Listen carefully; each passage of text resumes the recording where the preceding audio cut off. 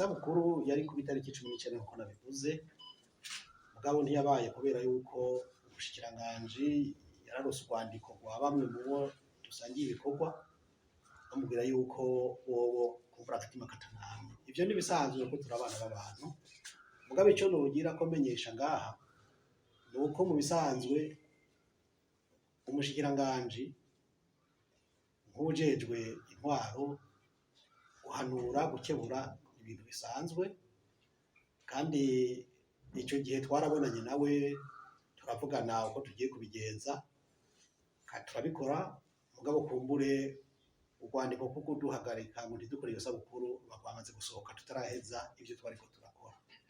Ivyo nibisanzwe, mugabo mu bisanzwe amategeko ukuntu ari ubushikiranganje ntibwivanga mu bibazo byo hagati mu mugambwe. Nanone uko amategeko yubatse, intwaro ishikirwa ikorana n'abajejwe guserukira umugambwe. Muri ivyo ubushikiranganje akorana n'ubuserukira umugambwe ku rwego rw'igihugu. Iyo rero habaye abandi bagira ingendo yo kuza baraca ku ruhande bagira biriya, birashobora gutuma kumbura abantu batabibona neza. Mugabo nta mutsi wishibere. Mwitangazo maso ya 18 z'ukwa kabiri mwaravuze ko ibere ryari ryayaze.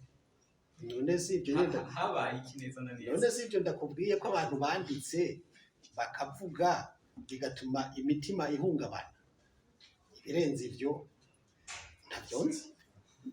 Ariko nagomba kubabaza hariko haba ibibazo mu gihe faragera ko mutangura kwitegurira amatora yo mu 2025 n'ayandi azokurikira mu 2027. Mbega ntawovuga ati mwiteguye gute guhangana n'umugambi w'ubutegetsi mu gihe wahatangiye kuba kwicamwo ibice mu mugambi wanyu?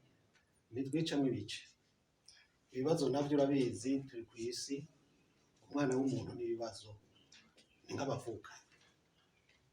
Uzoshaka kuba mwisi itagira mu bibazo sinzi yazoyikura. Mugabo iyo ibibazo bije mutora inyishu yavyo hanyuma mukabandanya, kuko ihangiro si ibyo bibazo. Ihangiro no gutsinda amatora tugahindura ibintu ku neza y'abarundi bose.